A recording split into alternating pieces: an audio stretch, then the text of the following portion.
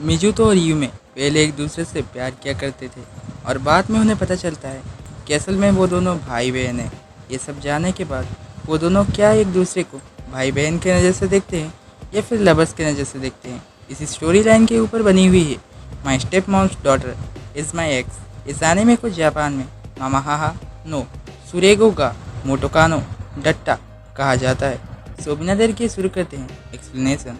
Episode की starting में हम मिजुतो और यूमे को देखते हैं जो कहीं जा रहे थे। तभी उन दोनों की मॉम वहाँ पहुँच जाती है। मॉम को लगता है वो दोनों पास के बुक स्टोर में जा रहे हैं क्योंकि उन्हें किसी से पता चला था कि मिजुतो को बुक्स पढ़ना अच्छा लगता है, इसलिए वो कहती है यूमे तो कभी कभार ही बुक स्टोर या लाइब्रेरी जाती है, मुझे उम्मीद है तुम इसका ख्याल रखोगे। और ये कहकर वो वहाँ से चली जाती है।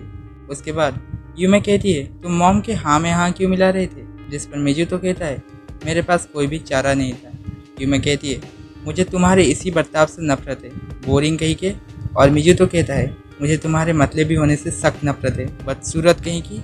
सीन शिफ्ट होता है रात में, जहाँ मिजुतो और यूमे डिनर करने के बाद मिलकर बर्तन मांज रहे थे। इन दोनों के डैड कहते हैं कि मुझे ये देखकर खुशी हो रही है कि वो दोनों एक दूसरे की बात समझ रहे हैं। तभी मॉम कहती है ये दोनों सौतेले भाई बहन जरूर हैं, लेकिन इसका मतलब ये नहीं कि वो आपस में घुल नहीं सकते। यूमे मिजुतो को कहती है हम दोनों ऐसा कुछ भी काम नहीं करेंगे जिससे उन्हें दुख पहुंचे, और मैं तुम्हारी एक्स गर्लफ्रेंड हूँ, ये बात भी तुम उनसे मत कहना। नेक्स्ट सीन में हम देखते हैं मिजुतो अपने कमरे में बुक रीड कर रहा होता है। ठीक तभी यूमे वहाँ पर आती है। वो कहती है मैं नहीं चाहती तुम मुझे मेरे नाम से बुलाओ, जिस पर मिजुतो कहता है तो मैं तुम्हें किस नाम से बुलाऊँ। यूमे कहती है तुम मुझे बड़ी बहन कहकर बुला सकते हो। मिजुतो कहता है हम दोनों तो 3 नवंबर को पैदा हुए थे, इस हिसाब से तो हम दोनों एक ही उम्र के हैं। यूमे कहती है तुम्हें सिर्फ दिन नहीं टाइम भी देखना चाहिए, मैं 11:04 AM पर पैदा हुई थी, जबकि तुम 11:34 AM पर पैदा हुए थे, इस हिसाब से मैं तुमसे 30 मिनट बड़ी हुई। दोनों में से कौन बड़ा है, इसी बात को लेकर दोनों आपस में झगड़ने लग जाते हैं। मिजुतो कहता है क्यों ना हम ये मामला एक गेम से निपटा दें, जिस पर यूमे कहती है हमने तय किया था कि हम लोग अपने पास्ट रिलेशनशिप को सबसे छिपा कर रखेंगे, और हम लोग अब तक ऐसा ही कर रहे हैं, लेकिन फिर भी हम कोई ना कोई गलती कर ही देते हैं। इसलिए इस गेम में हम में से किसी ने भी ऐसा काम किया जो आम भाई बहन नहीं करते तो वो छोटा भाई या छोटी बहन बन जाएगी। ये गेम तब स्टार्ट होगा जब हमारे पेरेंट्स आसपास ना हो। यूमे कहती है हर गलती पर जीतने वाला हारने वाले से ये कैसे कराना है ये डिसाइड करेगा।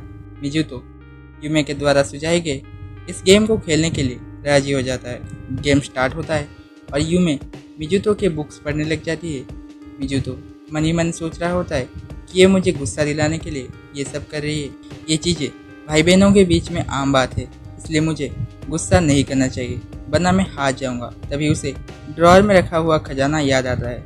वो किसी को भी उसे देखने नहीं दे सकता था, इसलिए जब यूमे वो ड्रॉअर खोल रही थी तब वो उसे रोक लेता है और कहता है माफ़ कर दो मुझे, मैं तुमसे और नहीं लड़ सकता, अगर तुम्हें दुख पहुंचा हो तो माफ़ करना, मैं तुम्हारी नज़रों के सामने कभी नहीं आऊँगा। और क्या अब हम ये सब बंद कर सकते हैं। ये सब सुनकर यूमे को लगता है मिजुतो अब पुराने दिनों की तरह हो गया है, इसलिए वो उसे उसके लास्ट नेम से बुलाती है। और मिजुतो कहता है भाई बहन एक दूसरे को उनके लास्ट नेम से नहीं बुलाते, यानी मैंने तुम्हें हरा दिया।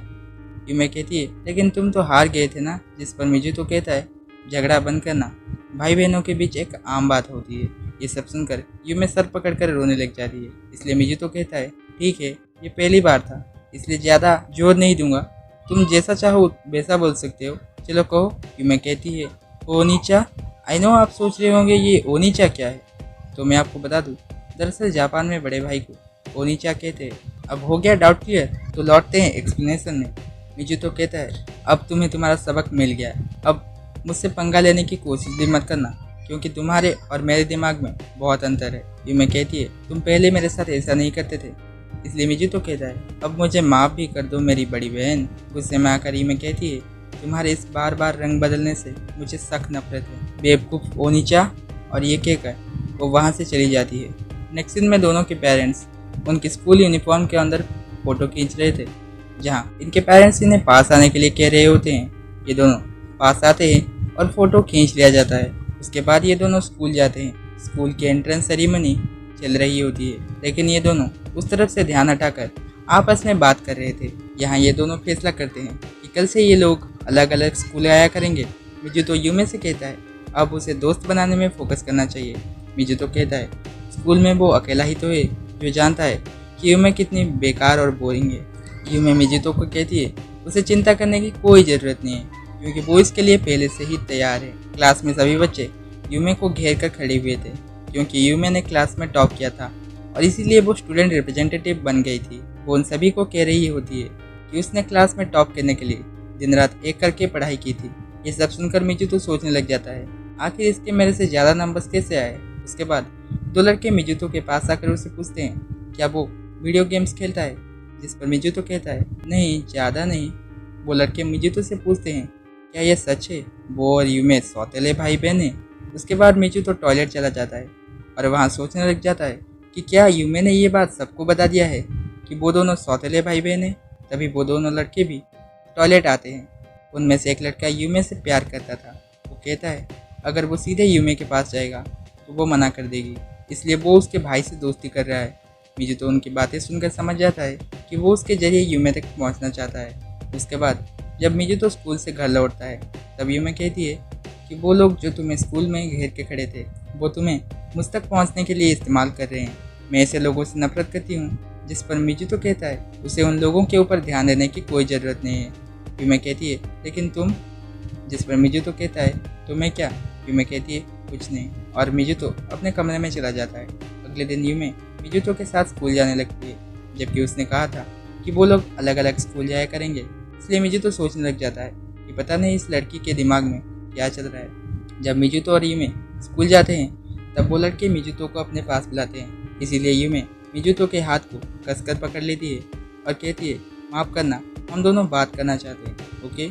यूमे को मिजुतो के इतने करीब देखकर वो लोग हैरानी से पूछते हैं कि तुम दोनों सच में भाई बहन हो, जिस पर यूमे हाँ कहती है और वो दोनों वहाँ से चले जाते हैं। सीन चेंज होता है और यूमे को मैसेज मिलती है कि उनके पेरेंट्स आज देर से घर आएंगे, इसलिए मिजुतो डिसाइड करता है कि वो उन सब के लिए खाना बनाएगा। वो देखता है फ्रिज में एग्स और चिकन है। वहीं दूसरी तरफ यूमे उसके हाथ को घूरे जा रही थी। खाना खाते वक्त यूमे मिजुतो को सुबह के इंसिडेंट को भूल जाने के लिए कहती है, जिस पर मिजुतो कहता है कि वो इस इंसिडेंट को कब का भूल चुका है। उसके बाद यूमे नहाते हुए सोच रही होती है कि मिजुतो ने उसे इतनी जल्दी कैसे भुला दिया। वहीं दूसरी तरफ मिजुतो चाय की चुस्की लेने में व्यस्त था और ठीक तभी यूमे टॉवल पहनकर बाहर आ जाती है। उसे देखकर मिजुतो का मुंह लाल हो जाता है और वो उसे यहाँ से जाने के लिए कहता है, लेकिन यूमे मना करते हुए कहती है ये मेरा घर है और यहाँ मैं जो चाहे वो कर सकती हूँ। इस पर मिजुतो कहता है कि यहाँ वो भी तो है। यूमे कहती है क्या तुम उन गंदे लड़कों में से हो जो अपनी गंदी आंखों से अपने बहन को ताकना चाहते हैं। मिजुतो अपना मुंह दूसरी तरफ कर लेता है। उसे देखकर यूमे मन ही मन सोच रही होती है कि मुझे पता है कि उसने मुंह फेर लिया, लेकिन वो अभी भी मुझे देख रहा है।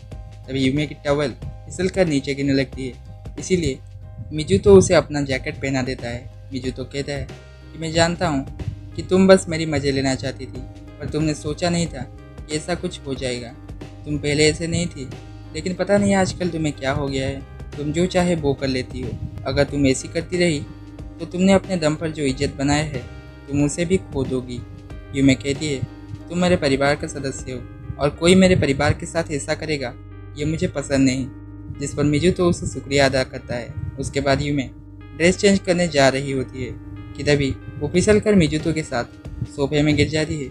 वो दोनों अपने पुराने दिनों को याद करते हुए किस करने ही वाले थे कि तभी उनके पेरेंट्स वहाँ पर आ जाते हैं और इसीलिए यूमे सोफे के नीचे छिप जाती है। मिजुतो अपने पेरेंट्स को कह देता है कि यूमे अपने कमरे में सो रही है। वहीं दूसरी तरफ सोफे के नीचे मौजूद यूमे सोच रही थी कि अगर आज उसके पेरेंट्स यहाँ नहीं आते तो क्या हुआ होता। सोफे के ऊपर बैठा मिजुतो सोच रहा था कि उस वक्त उसे क्या हो गया था। वो अपने अतीत को अपने ऊपर ऐसे हावी होने नहीं दे सकता।